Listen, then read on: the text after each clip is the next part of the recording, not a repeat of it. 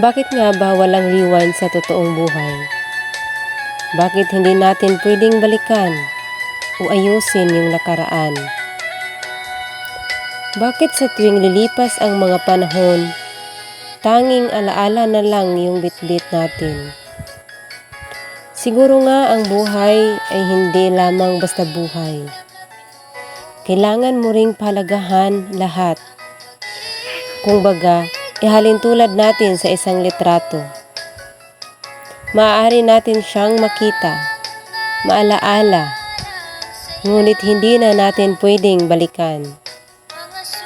Tanging litrato na lang ang sumisimbolong istruktura ng nakaraan, na siyang humuhulma sa masasayang araw na kasama siya.